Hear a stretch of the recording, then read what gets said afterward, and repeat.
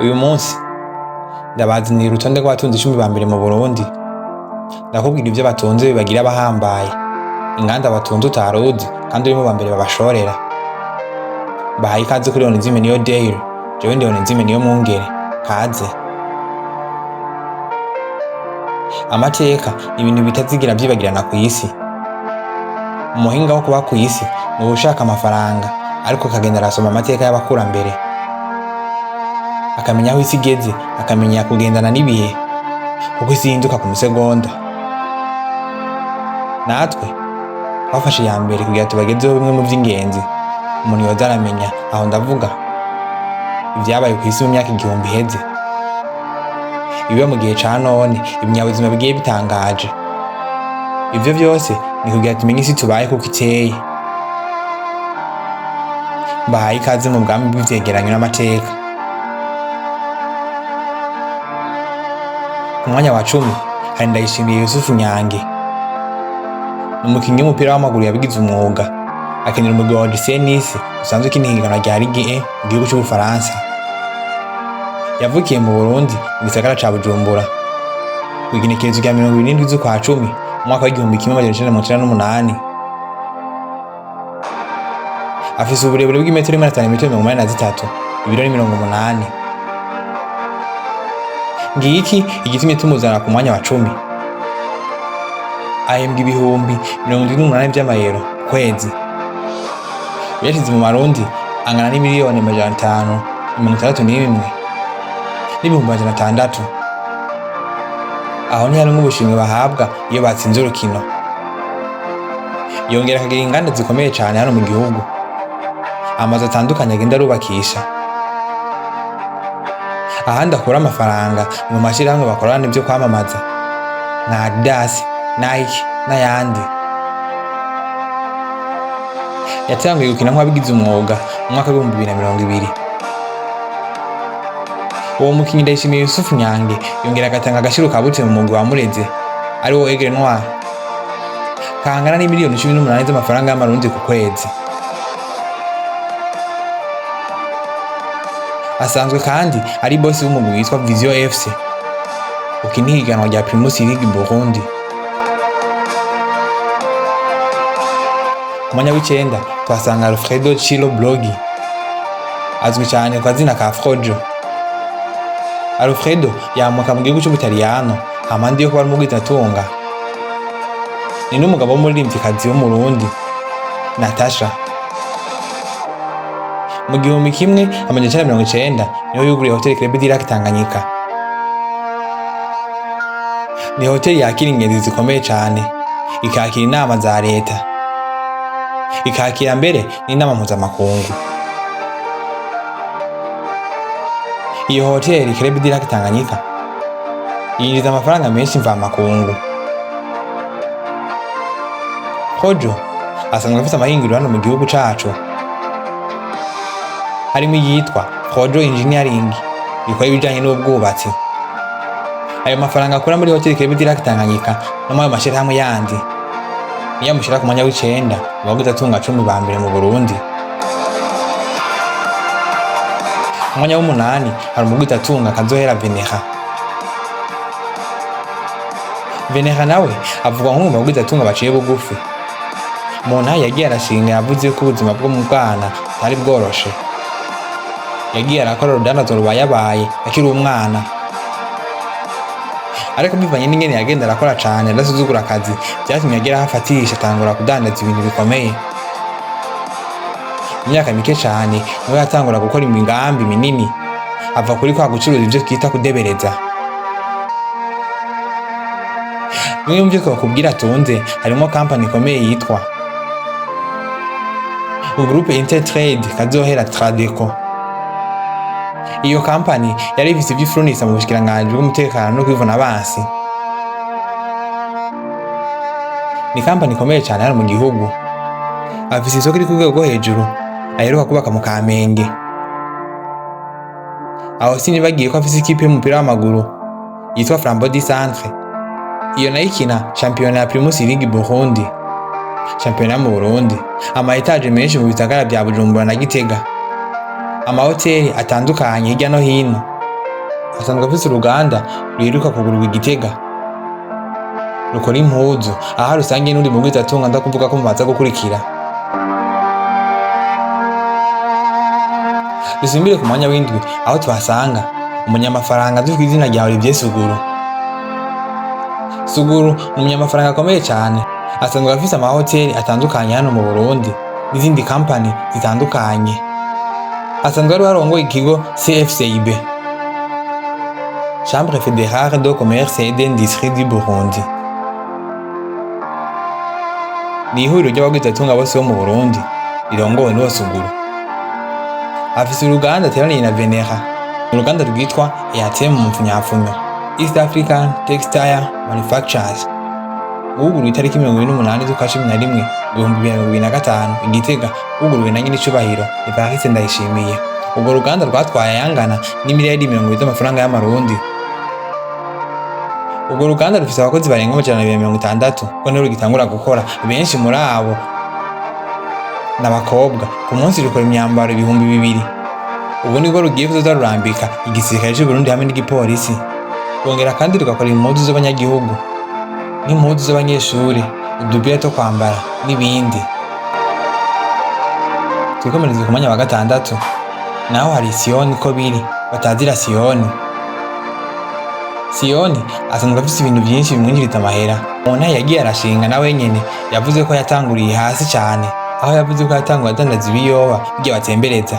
Ivyo byamufashije kugenda araguka buke buke uko bukeye nuko bwije. Amahera yaronka yagiye araziganya mu kugura utuntu n'utundi tugiye dutandukanye. Uko imyaka yagiye irisunika niko yagiye atera imbere, maze yisanga yamaze gufata urufito. Bimwe mu bituma b'umugwizatunga imitungo itimukanwa igiye itandukanye yibitseko. Nk'uko ikigo Forbes kibivuga, iyo bariko bakora intore zigiye zitandukanye z'abagwizatunga bisunga imitungo ntimukanwa, inganda zihingura ibintu, amazu n'ibindi. Siyoni afise isoko idasanzwe yitwa BCM, Bujumbura City Market, itumbereye ahitwa kuri Kotebu. Bivanye n'izina amaze kubaka, umurundi wese ubwiye ati nsanga ku isoko kwa Siyoni. Aho ubuhejeje gutanga adresse nari nisigura ibikeneye kugira ngo umuntu amenye ahantu herereye. Afise hoteli y'inyenyeri 4 yitwa Mount Zion iri mu gisagara ca Bujumbura. Akagira kandi Zion Beach itumbereye neza neza ku kiyaga ca Tanganyika. Akagira restaurant iri mu kibuga c'indege ca Bujumbura Melchior Ndadaye. Ivyo byose bimushira ku rutonde rw'abagwizatunga ba mbere mu gihugu. Twigire ku mwanya wa 5 hicaye umugwizatunga Wiragiye François batazira Mayondori. Mayondori ni umushoramari akomeye cyane mu Burundi. Afise imitungo myinshi cyane kandi yinjiza amafaranga menshi. Umugabo adakunze kuboneka cyane ku marezo sosiyo, hari n'abantu benshi mu bamukorera batamuzi, ndavuga bataramubona amaso mu yandi. Afise uruganda ruhingura ivyuma rwitwa Musumba Steel. Bimwe mu byo ruhingura harimwo ferabeto, imisumari, amabati, amatube n'ibindi vyuma bitandukanye. Imitungo yiwe kandi yiyongera ko ubwato budasanzwe bwitwa Musumba Cargo. Ubwo busanzwe bukorera mu kiyaga Tanganyika mu kuzana ibidandazwa bigiye bitandukanye bubikuye muri Tanzania na Zambia. Afise n'urundi ruganda nk'ubwo rukora ivyuma mu gihugu ca Kenya. Yongera akagira societe zicukura ubutare mu gihugu hagati. Uwo ni Mayondori. Tunyaragase ku mwanya wa 4 aho tuhasanga Ndori Cima batazira Ndori. Iryo zina urivuze n'abanyagihugu bake cyane badashobora kurimenya bivanye n'ibikorwa vyiwe. Ingene agenda arahakaza abanyagihugu mu bice bitandukanye by'igihugu. Ariko naho yamaze kwandika izina mu bantu, asanzwe afise uruganda rwamenyekanye mu banywera kurusha izina ry'iwe bwite. Nukuri simbeshe, uruganda rwitwa Imena ni benshi baruzi ariko batazi nyenego. Bivanye n'ibinyobwa rukora rwaranditse izina hano mu gihugu cacu. Usanzwe bikora kiki, irahatangawizi, imivinyo n'ibindi bigiye bitandukanye. Afise urundi ruganda mu gisagara ca Bujumbura rwitwa Interpark. Uru nirwo rusanzwe rukora utumwanya tubora dusigaye dukoreshwa hano mu gihugu. Rurongera rugakora les enveloppes sake n'ibindi. Haraza kandi urundi ruganda rusanzwe ruhingura icayi rwitwa Iteka. Ubwo nago ruri mu Kayanza Imuruta. Hakora abakozi barenga 1000 urumva ko yatanze akazi mu bene gihugu. Hari NV Plus Holding. Uruganda rusanzwe ruhingura ibintu bitandukanye rubikuye mu macupa ya plastike mu kugwanya ubucafu buturuka kuri yo. ubwo nabwo rutumbereye Igihanga ishirahamwe ryitwa Fresh Fish riri mu Kabezi Bujumbura rikora ubworozi bw'amafi. Iyo ni imwe mu mitungo ya Ndorishima twashoboye kubona.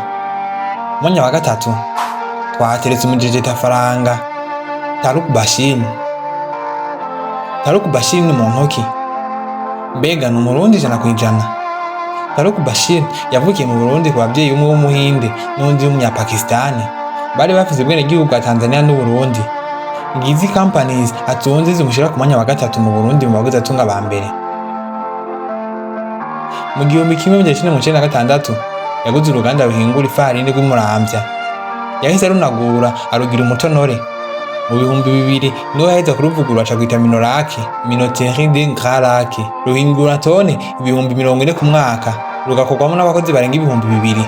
Yongera kandi akagira izindi sosiyete zikomeye cyane hano mu gihugu arizo Interpetrol, Metalusa, afise imitahe muri Afritextile, urwahoze ariko Tebu. Ni uruganda rusanzwe rukora impuzu, inyuzi n'ibindi. Ku mwanya wa kabiri twasanga nyakwigendera Tribert Rujugiro Ayabatwa. Yavutse mu mwaka w'1941 i Nyanza mu gihugu cy'u Rwanda.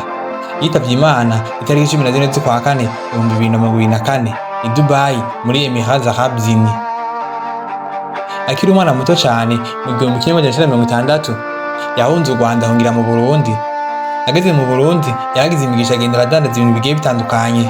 Ukwibaza ati none yaje kuronka amahera gute kuburyo ashinga amahinguriro mu Burundi, Kenya, Uganda, Afrika du Sud n'ahandi. Yatanguye adandaza itabi irya twita Ikamba. Mu nyuma niho yavuye yubaka icitwa PTG Holding, Pan African Tobacco Group. Iyo nayo yayubatse mu mwaka w'1970. Mu 1980 yashinze uruganda hano mu Burundi rwitwa BTC, Burundi Tobacco Company. Ubwo niko kwakora itabi hano mu Burundi rya Supermarché Mantore. Mu 2024 PTG bwari rumaze gushinga imizi mu bihugu 7 byo muri Afrika arivyo Uburundi, Uganda, RDC, Sud Sudan, Nigeria, Angola na Tanzania. Umwanya wa mbere ugataka ndiyo bahicaye. Ni uwuhe mujejetafaranga ukeka yuko bari ku mwanya wa mbere kuri runo rutonde? Twagiye ku mwanya wa mbere hicaye Umugwizatunga Adrien Gacika batazira Ziranotse. Ziranotse yahoze ari umukozi wa Sosomo, Société Créée d'Imoso. Yaravuyeyo maze nyuma y'imyaka mike cyane niho yatanguye kubaka inganda zikomeye hano mu gihugu. Mu 2014 niho yashinga uruganda rwa mbere arwita Tracom International Trading Company, rwari rujije kuzana umwavu w'ikizungu rukuye hanze y'igihugu. Niwe yari yatsindiye iryo soko ryo kuzana uwo mwavu.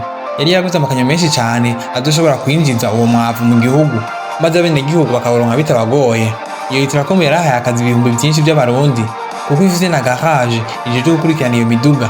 Nyuma yaho gato cyane yaciye ashinga icitwa Tracom Holding Limited. Iyo nayo ikaba yari ijejwe gukurikirana ibikorwa byose bya Ziranotse.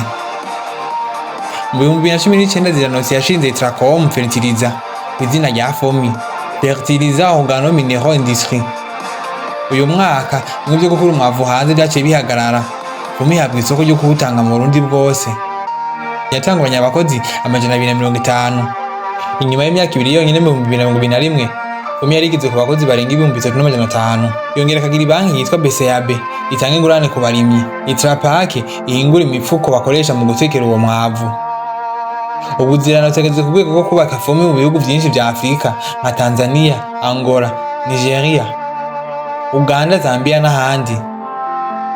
Ubu niwe Ziranotse. Mwakoze kubona natwe muri kino kicegeranyo cyavuga ko abaguzi atunga 10 ba mbere mu Burundi.